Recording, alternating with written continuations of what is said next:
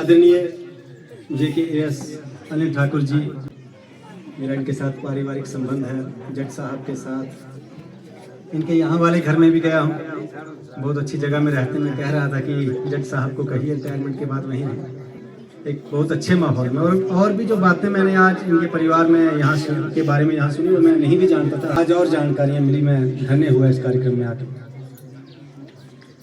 प्यारे बच्चों और कई साथी जो मुझे नहीं जानते, उनको पहचान में एक और दूं अभी कि मुझसे 2 स्टेप पहले जो इरशाद साहब ने एक आदमी से शिकायत की थी, वो मैं ही था।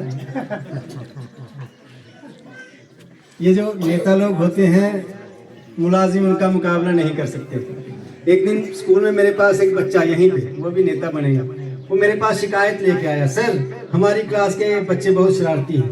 मैंने कहा क्या हो गया?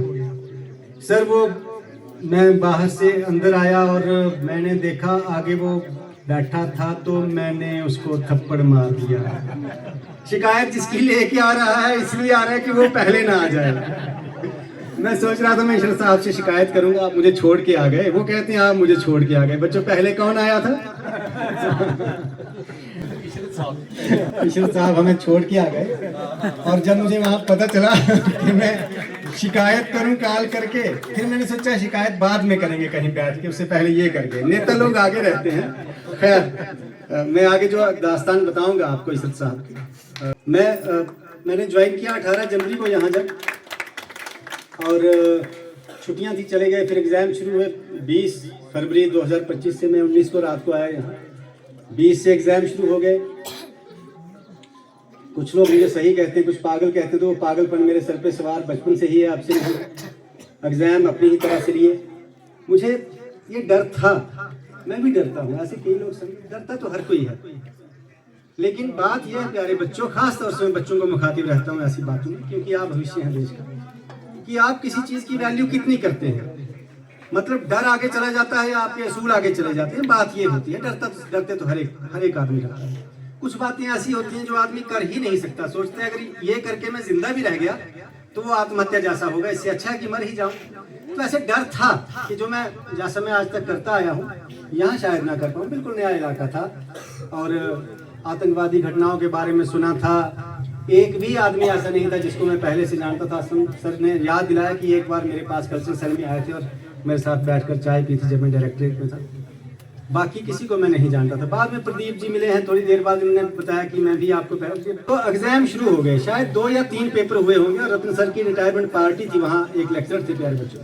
और सबकी जानकारी के लिए भी वो 28 के बदले 1 मार्च को हमने वो पार्टी की। उस पार्टी में राजेंद्र साहब और इरशाद साहब दोनों शामिल हुए। इरशाद साहब को उससे पहले सिर्फ एक बार मैंने देखा था, जब मैंने ज्वाइनिंग की थी उस दिन आए थे स्कूल में। तो इन दोनों लोगों ने मेरे कामकाज के तरीके को, तब तक हालांकि क्लासेस शुरू हुई ही नहीं थी, सिर्फ एग्जाम थे, इन्होंने इस तरह से सेकंड किया कि मुझे ऐसे लगा मुझे 2 बाजू मिल गए हैं। इन्होंने कहा हम यही चाहते हैं कि ऐसा ही हो, हम यही चाहते हैं कि एग्जामिनेशन ऐसे ही चले। एक और बात, वो भी आज समय की जरूरत है, जो आपसे मैं साझा जरूर करूंगा। राजेंद्र साहब ने बताया मुझे नहीं, मंच से बताया था उसने, कि एक बार कहीं कोई आतंकवादी घटना हुई और इनकी जान पर आ पड़ी, लेकिन इनको बचाने वाले सारे मुस्लिम थे, सब के सब मुस्लिम थे जिन्होंने इनको बचाया उस आफत से। ये इस देश की खासियत है।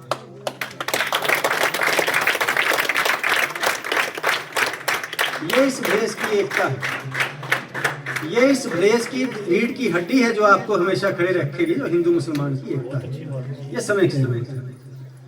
और इरशाद साहब कह रहे थे कि आप मुसलमान होते तो मैं मस्जिद में आपको बुलाता, हिंदू क्यों नहीं बोल सकता, ये भी सोचिएगा। आप मंदिर में आए, मैं आपको बुलवाऊंगा। मैं मंदिर कम जाता हूँ, लेकिन उस दिन जाऊंगा जिस दिन आप जाना चाहेंगे, और बुलवाऊंगा जरूर, क्योंकि आप भी बहुत बढ़िया बातें करते हैं। तो बढ़िया बातों का आदान प्रदान होना चाहिए। मुझे लगता है कि हर धर्म के आगे चलने वाले लोग जो हैं, उन्हें आपस में भी बातें करनी चाहिए। ऐसा डर क्या है कि हम दूसरे मजहब वाले की बात नहीं सुनना चाहते, हमें लगता है हमारा मजहब खतरे में आएगा। यानी अगर मैं मौलवी के साथ अपने हिंदू को बिठाता हूँ, मौलवी भाषण देगा, तो कहीं ऐसा ना हो कि मेरे हिंदू मुसलमान बन जाए। ये डर है क्या मुझे?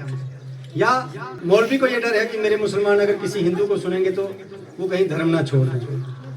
अच्छी बातें धर्म छोड़ने को थोड़ी कहती हैं, अच्छी बातें अपने अपने धर्म को मजबूती से निभाने के लिए कहती हैं। एक अच्छा हिंदू एक मुसलमान का दुश्मन हो ही नहीं सकता, एक अच्छा मुसलमान एक हिंदू का दुश्मन हो ही नहीं सकता। हाँ, इसने पढ़ा पूढ़ा कुछ नहीं, रीलें देखी हैं, रीलों में देखा है मुसलमान कैसे होते हैं हिंदू ने, वो कहता है ये तो बहुत खतरनाक है। जिसने रीलों में देखा है कि हिंदू कैसे होते हैं किसी मुसलमान, वो कहता है हिंदू बड़े खतरनाक हैं, बच के रहें। ये है ज़बानी जमा खर्च वाला नॉलेज। जिसने धर्मों की व्याख्याएं पढ़ी हैं, चाहे सीधे मैं नहीं पढ़ पाता अरबी, मैंने व्याख्याएं ही पढ़ी हैं 2 भाषाओं में,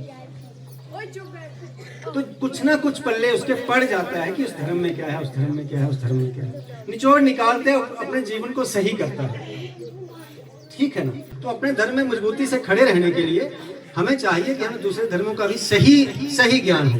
रील वाला ज्ञान नहीं, फेसबुक वाला ज्ञान नहीं, व्हाट्सएप वाला ज्ञान नहीं, सही वाला ज्ञान।